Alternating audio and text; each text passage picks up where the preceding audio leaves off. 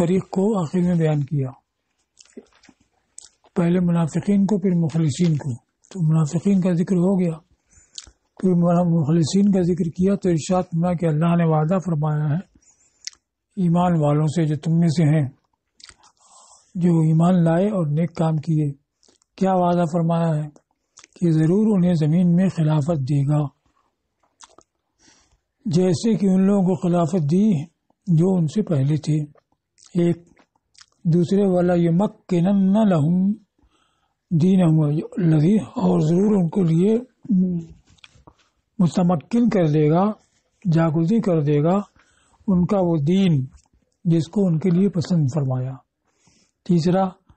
وَلَيَبَدِّلَنَّهُم مِّن بَعْدِ خَوْفِهِمْ أَمْنًا، اور ضرور ان کو ان کے خوف کے بعد بے خوفی سے بدل دے گا۔ تو یہ 3 وعدے ہوئے۔ تو منکم میں خطاب کس سے ہے؟ حضور صلی اللہ علیہ وسلم سے اور ان کے لیے، ان سے جو ان کے ساتھ ہیں صحابہ کرام، اور منکم بیان کے لیے ہے، یہ نہیں کہ تبعیض کا ہو۔ تو ایمان لانے وہی ہیں جو مخاطب ہیں، اور کہا گیا کہ اس سے مراد مہاجرین ہیں، یعنی تم میں سے بعض، یعنی مہاجرین سے وعدہ کیا ہے، اور من تبعیض کا ہے۔ لا یستخلفن، کہ ضرور خلافت دے گا یعنی زمین کی، یعنی زمین کفار کیا خلیفہ بنائے گا، اور کہا گیا کہ زمین مدینہ، لیکن صحیح یہ ہے کہ یہ عام ہے، یعنی ساری زمین میں ان کو خلافت دے گا۔ اس لیے کہ حضور صلی اللہ علیہ وسلم کا ارشاد ہے کہ ضرور یہ دین داخل ہوگا ہر اس پر جس پر قرات آتی ہے۔ کما استخلف میں قرات ہے استخلف ابو بکر شعبہ کی، جیسے خلافت دی گئی ان لوگوں کو جو پہلے تھے، اور معروف پر جیسے خلافت دی ان لوگوں کو جو پہلے تھے۔ وَلَيُمَكِّنَنَّ لَهُمْ، اور ان کے لیے قابو دے گا اس دین کو جو ان کے لیے پسند کیا، اور ضرور ان کے خوف کو ان کو خوف کے بعد حملے سے بدل دے گا۔ یبدلن تخفیف کے ساتھ باوی فعال سے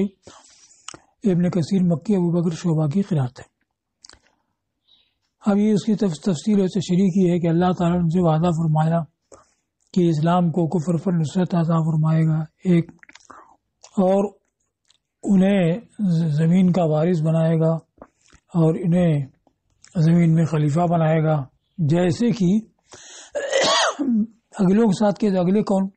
اس کو بیان کیا، جیسے کہ بنی اسرائیل کے ساتھ کیا، جس وقت کی ان کو مصر اور شام کا وارث بنایا جبارین کے ہلاک کرنے کے بعد، اور یہ وعدہ فرمایا کہ ان کے قابو دے گا اس دین کو جو پسندیدہ ہے، وہ پسندیدہ دین ہے دین اسلام، اور اس کو قابو دینا، تمکین جگہ دینا، ٹھہرانا، تثبیت ہو و تعزید ہو، اس کو جمانا اور اس کی تائید کرنا، قوت دینا۔ وَأَن يُؤَمِّنَ سَرْبَهُمْ، اور یہ کہ ان کی راہ کو پر امن بنا دے گا، یعنی آنا جانا ہوگا اور کوئی خطرہ نہیں ہوگا حملہ آوروں کا، اور ان سے وہ خوف زائل کر دے گا جس پر وہ پہلے رہتے تھے۔ خوف کا کیا معاملہ ہے؟ وہ یہ ہے کہ حضور صلی اللہ علیہ وسلم اور ان کے صحابہ مکہ مکرمہ میں 10 سال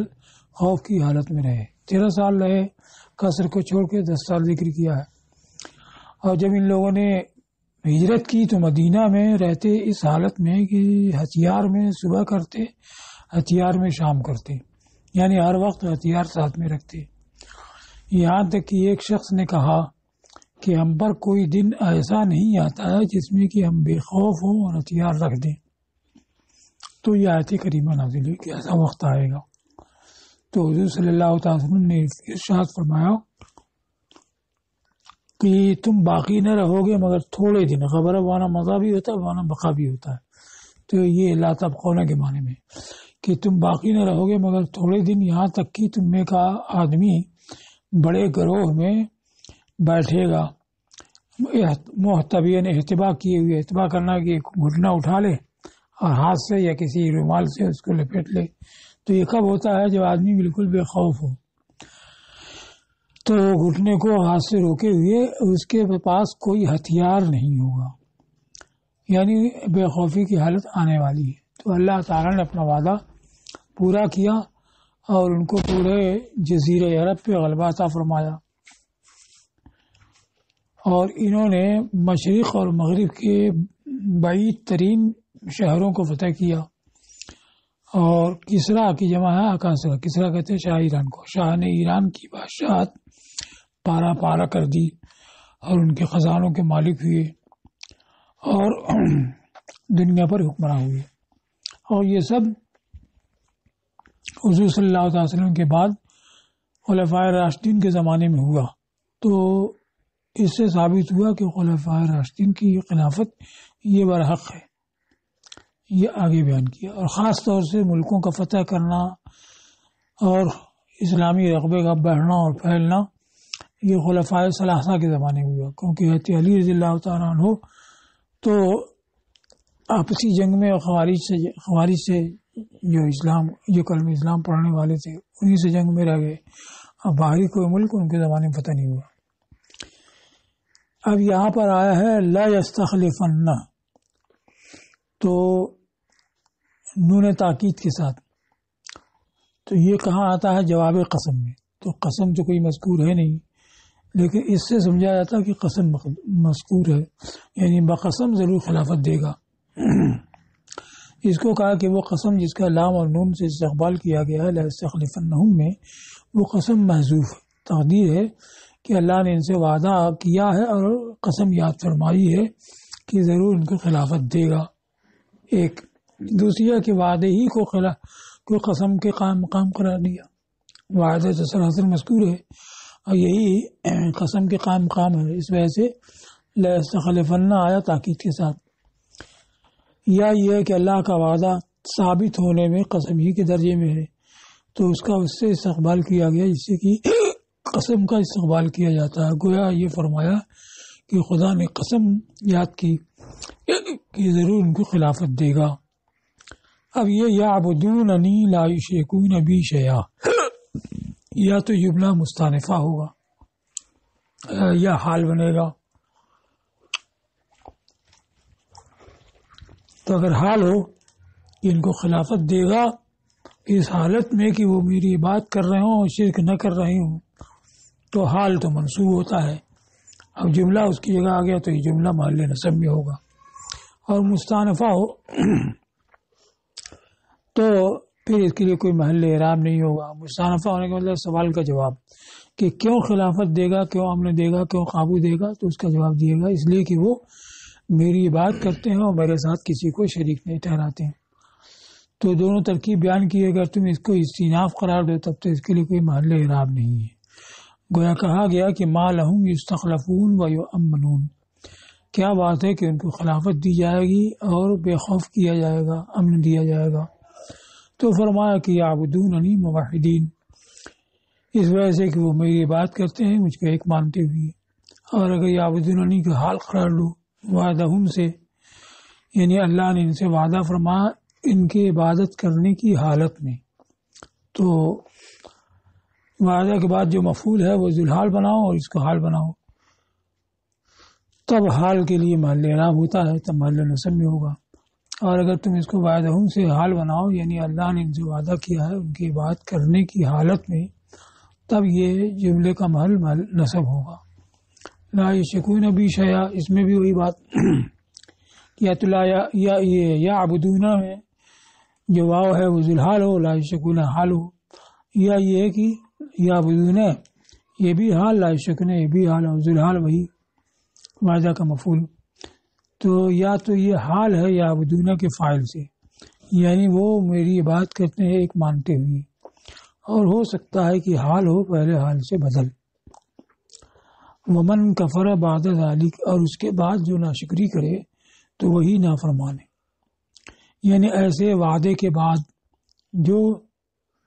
ناشکری کرے۔ اب کفر سے مراد یہاں ناشکری ہے، نعمت کا نہ ماننا، جیسے کہ اس معنی میں آیا ہے کفرت بانعم اللہ، اللہ کی نعمتوں کی ناشکری۔ فاولئک هم الفاسقون، تو اب یہ حصر کے ساتھ ہے کہ وہی فاسق ہیں، یعنی فسق و نافرمانی میں کامل ہے، اس طرح سے کہ اس بڑی نعمت کی ناشکری کی غامتہ یغمت و ناقدری کرنا، اور اس کی ناقدری کی جسارت کی، علماء نے کہا ہے کہ سب سے پہلے جنہوں نے اس نعمت کی ناشکری کی وہ قاتلین عثمان رضی اللہ عنہ ہیں۔ تو اب اس کا نتیجہ کیا ہوا کہ فاقتتلوا بعد ما كانوا اخوانا، تو باہم جنگ کرنے لگے۔ اس کے بعد کی پہلے بھائی بھائی تھے اور پہلے بے خوف تھے، اب خوف جاتا رہا۔ وزال عنہم الخوف، اس کے بعد کی وہ بھائی بھائی تھے اور خوف زائل ہو چکا تھا، اب باہم قتال جب کرنے لگے تو پھر خوف زدہ ہو گئے۔ یہ آیت کھلی ہوئی دلیل ہے خلفاء راشدین رضی اللہ عنہم اجمعین کی صحت کی خلافت کے صحیح ہونے پر، اس لیے کہ وہ مستخلف خلیفہ بنائے جانے والے جو ایمان لائے اور نیک عمل کیا یہ وہی لوگ ہیں۔ اور نماز قائم کرو اور زکوٰۃ دو اور رسول کی اطاعت کرو تاکہ تم پر رحم کیا جائے۔ تو یہ واقعی معطوف علیہ کیا ہے؟ تو کہا کہ اطیعوا اللہ و اطیعوا الرسول پر عطف ہے، تو بہت پہلے بیچ میں فصل ہے، تو کہا کہ فصل ہے ذرا رسانی ہے، غرض طویل ہے۔ اور زکوٰۃ دو اور رسول کی اطاعت کرو اس میں جس کی تم کو یہ دعوت دیتے ہیں۔ تو پہلے تو آ چکا ہے اطیعوا اللہ و اطیعوا الرسول، پھر اطیعوا الرسول کیوں آیا؟ تو طاعت رسول کا ذکر مقرر کیا اس کے وجود کی تاکید کے لیے، لعلکم ترحمون، تاکہ تم پر رحم کیا جائے، اس لیے کہ یہ اقامت صلاۃ ساری زکوٰۃ اطاعت رسول یہ رحمت کے لانے والے اسباب میں سے ہے۔ اب یہ دو فریق ہو گئے، کافرین، تو ان کا ذکر کافرین مجاہرین کو ذکر کیا، تو ارشاد فرمایا کہ ہرگز مت سمجھنا ان کو جنہوں نے کفر کیا کہ وہ زمین میں عاجز کرنے والے ہیں، یعنی یہ کہ وہ اللہ کی گرفت سے باہر نکل جائیں گے، یہ ہرگز مت خیال کرنا۔ عاجز کرنے والے ہیں یا اللہ سے چھوٹ جانے والے ہیں اس طرح سے کہ وہ زمین میں ان پہ قابو نہ پائے۔ اور لا تحسبن میں خطاب النبی کریم صلی اللہ علیہ وسلم سے ہے، یا ہر سننے والے سے، اور یہ لا تحسبن میں ضمیر انت یہ فاعل ہے، اور دونوں مفعول الذین کفروا ومعجزین۔